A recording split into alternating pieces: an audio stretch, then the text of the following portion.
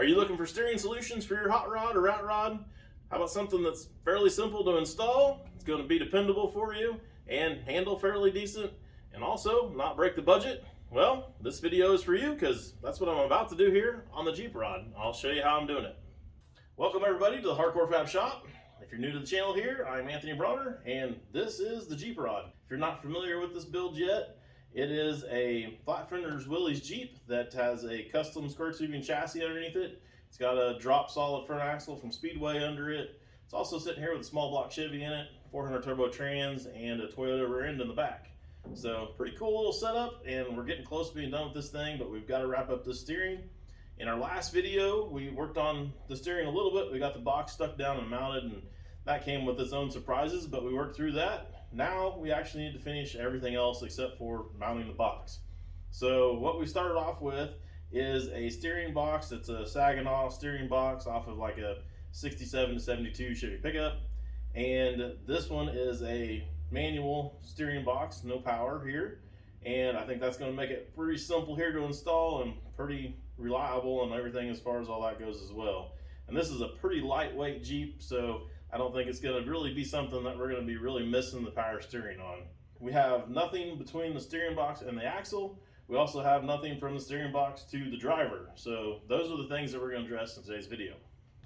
All right, so to start off, right off of our steering box, we need a U-joint to be able to attach to the steering box. So this joint right here is from Speedway. It's got splines on one end, and then it's a weld-in on the other end.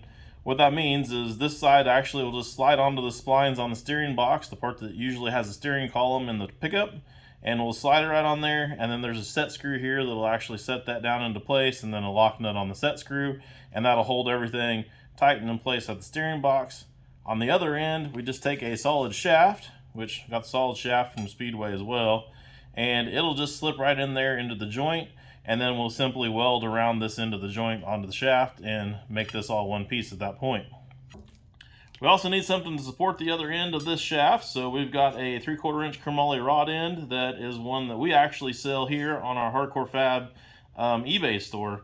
It's Hardcore Fab Parts, and you will find that on there. That just slides right onto this shaft, and you can support that pretty much anywhere on the shaft that you want to. We'll make a plate for this rod end that will then allow us to mount this to the bottom of our dash, and that'll suspend the end of this shaft up there by the driver at that point. And then at the other end of it, we need a place to mount our steering wheel. So our steering wheel, we're going to use a quick disconnect hub like this one here. This came from Speedway. I'm going to have you all the parts that I've used in this in the description down below, and I'll link to all that stuff. I've actually found all this stuff on eBay, and believe it or not, it's just a little bit cheaper on eBay by the time you figure in the shipping and everything. So I'll give you those links. But this has got a hub that the end of it here is a weld-on piece that'll go onto that shaft as well. So we've really only got 2 welds to do here on the ends of this shaft. As long as we don't forget to put our rod end in here in the middle somewhere, then this is a pretty simple deal to do. And then once this is welded on, you guys have all seen the quick disconnect steering wheels, and just slides onto the hub there and then locks on. Then our steering wheel will bolt onto that. So let's knock this out real fast. It won't take but a second. So I should disclose before I weld this that I purchased the shaft the size that I needed it, and I have test fitted it and make sure that everything is the exact size that I want. So I am ready to weld now. You guys might not be able to do that. You might have to get something that's a little long and then cut it down. I'm going to leave this down just about 1/8 of an inch inside this hub, and that's going to allow me to come in here and fill this whole entire area up, get some good heat and penetration in there, get that hub stuck down really good, come back and then still grind this all off smooth and make it to where it's not going to have any problems where the weld on the end is interfering with the hub or the steering wheel or anything when we're all said and done.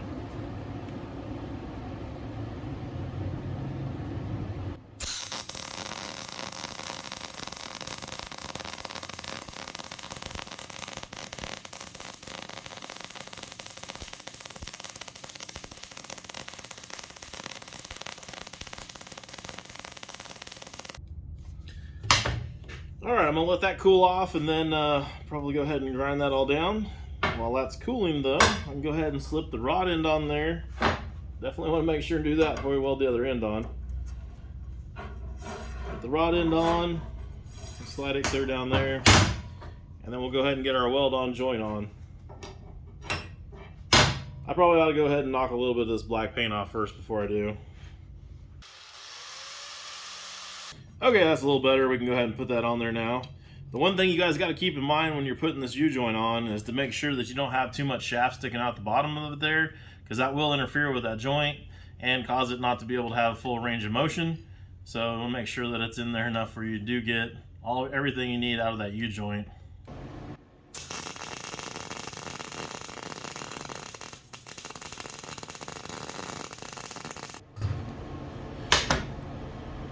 Should have told you guys too to make sure that you don't have this U-joint down on the table, because if you've got electricity going through there, you do have a chance of actually welding that U-joint to itself inside there. That's why I had it up off the table and had the connection here where it was making a ground over here on this rod, so there's no way it could go through that U-joint.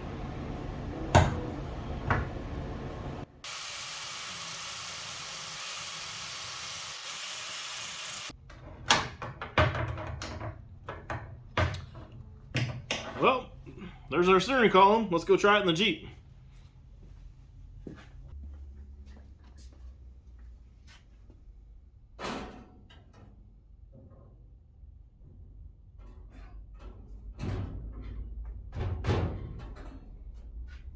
Well, now we need to check the final fit, so I need to grab the seat cushion out of Old Crow. Stick this in here, and I can climb my happy ass up in here and see what I think.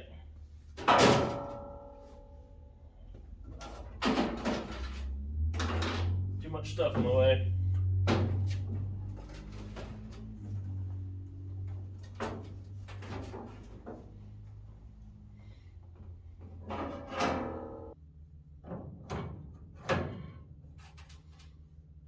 Right there it is. Check that out. That feels good. That feels really, really good. Relax over here on the console. Drive down the road just cruising with your hands on your legs.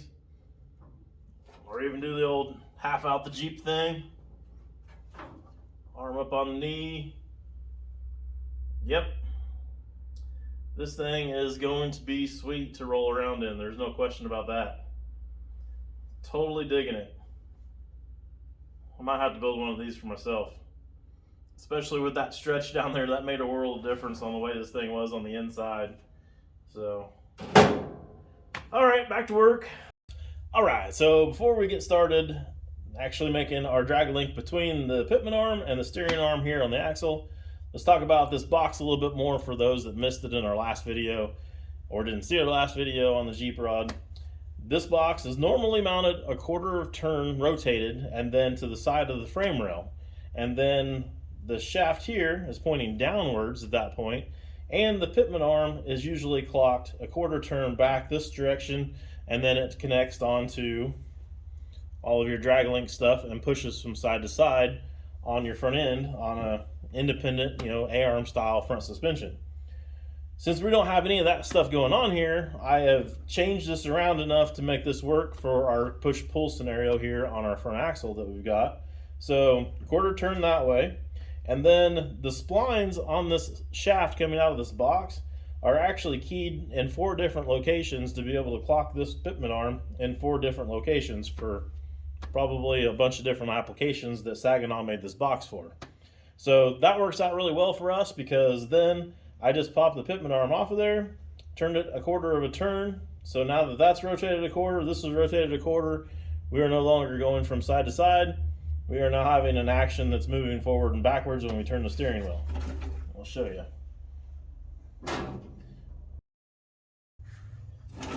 That is now going to give us the right actions to be able to steer this axle. So I'm going to use the stock pitman arm that's here because it's already got the right splines. It's already there. It's already got a joint in the end of it that's going to allow us to have what we need for pivoting going on with our drag link. I'm going to take the drag link that came with that box. I'm just going to cut the end of it off. I'm going to shove that into a piece of tubing, just like a weld-in bung, just like a weld-in bung for a rod end or anything like that, so we can weld that in there.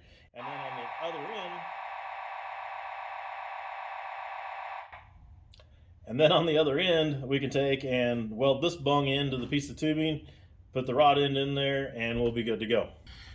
All right, so let's talk about rod ends here for a second. Since we're putting a rod end on the one side, there's a few things we should talk about here. So first of all, this is an actual, chromoly rod end. This is not something that you're going to go buy at your tractor store. This has got a good machine work to it. The ball inside here is actually tight and firm in there. It's not, jiggling all over the place. It's not going to rattle while you're driving down the road. It's not going to be loose.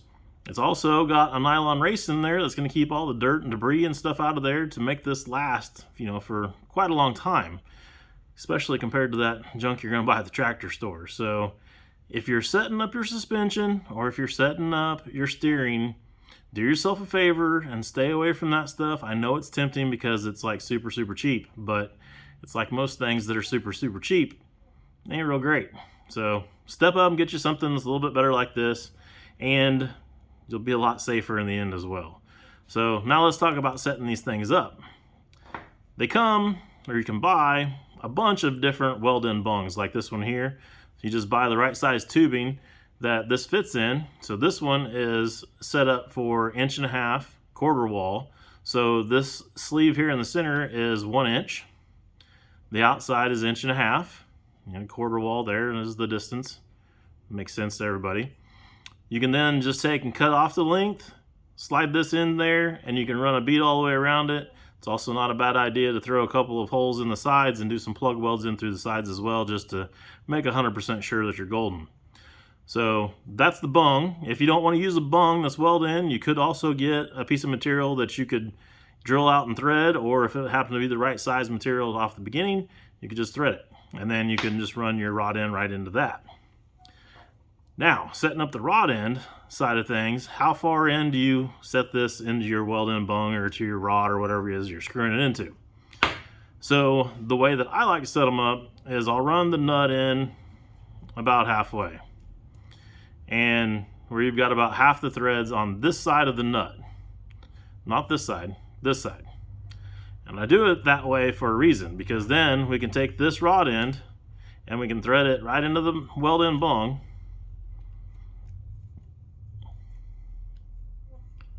It's left-handed, so give me a second here. These do come right-handed to left-handed, so keep that in mind as well. You want them right-handed and left-handed if you have one on each end, so that you don't have to take it loose from the bolt here every time to adjust the length.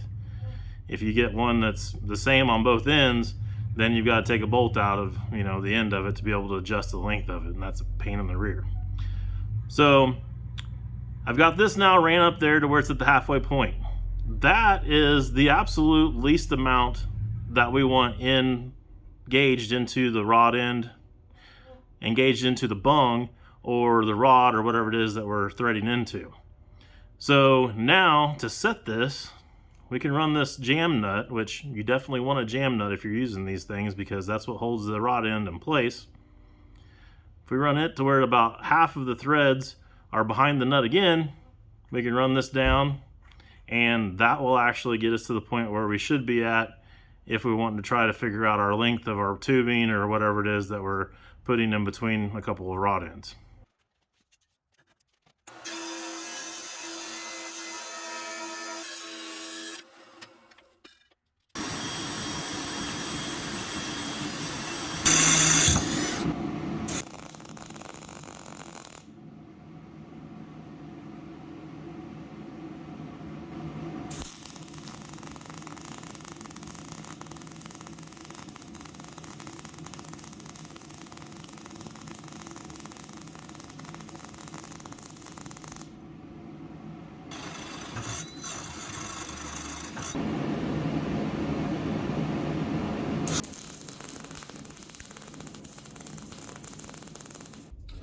Alright, I got the ends of that all ground down, cleaned up, so it looks pretty good now. I don't have the right bolts and nuts here, but we can still kind of slip it on here and see what it's going to look like.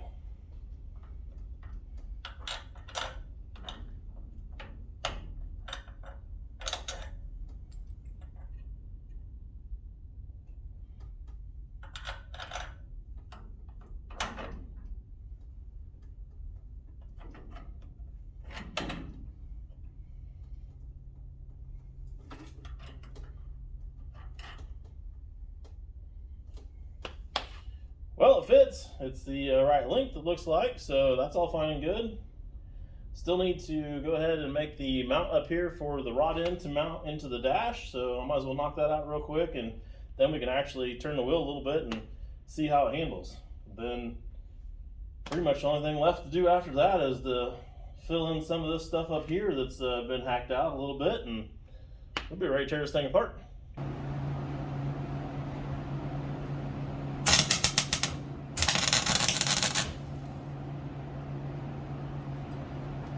Okay, too much wire and not enough gas.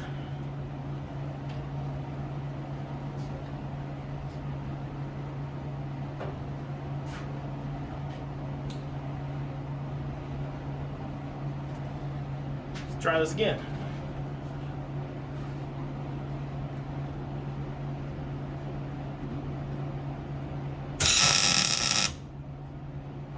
That sounds better.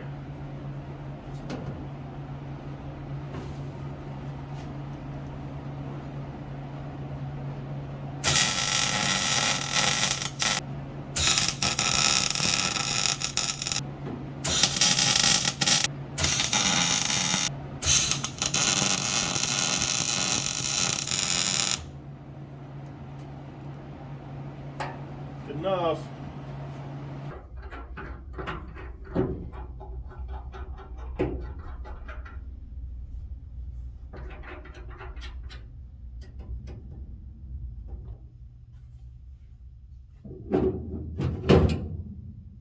Well, with that steering shaft in there, we can now finish up the dash. I've got it pretty well ready to go in. Connor cut out this stuff here that we needed out of the way for our gauges and stuff that are going to be in our new dash panel. And it looks like I'm going to have a little bit of trimming there to do to be able to clear that rod end down there, but not too big of a deal. That'll go in there pretty quick. That'll be done before you guys see it next time. And I think now we need to make sure this thing is going to steer. So let's see how that does. Can you guys see the tires from there? I'll move you so you can see them a little better. All right, here we go. I think it's gonna be pretty easy, but only one way to find out. That's not bad, that's one finger. Now, it's not an easy one finger. It's not like power steering one finger, but it's still one finger. I'm about to lose the drag link off here because this doesn't have a nut. And the other side's loose as hell because I didn't tighten the other one, but we actually barely right at the very end, we do make a little bit of contact there on the drag link, but that's only at full lock on that one direction.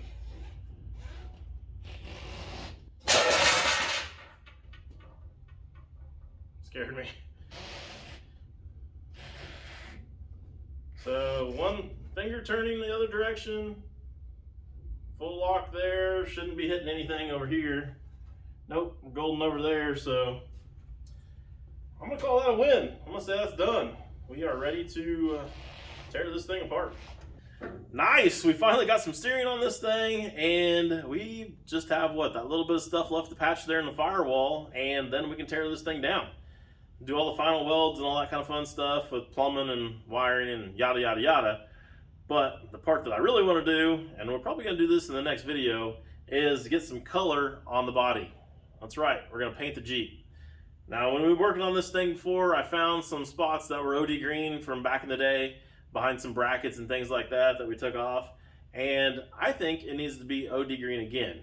Now, don't worry, I'm not going to put like some crazy Riddler award-winning paint job on here. That's obviously not what we're building here.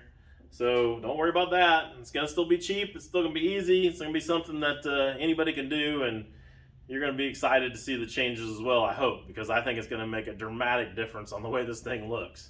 So for now, I guess all I can tell you is it's going to be done pretty similar to the way that we did the hood on Old Crow, where it was an old rusty piece of metal that we ended up now being black, and I think I did that for next to nothing, $1 or $2. No big deal. So I'll go ahead and put that video for you guys, if you haven't seen it, down over here for you. And once we get the video up of this thing getting painted, I'll go ahead and put that up here above that video. But for now, you'll just have to settle for whatever it is that YouTube throws up there. But Thank you guys for watching. If you think I've earned it, give me that thumbs up down below the video and hit that subscribe button. And I guess with that, that's all I got for you on today's video.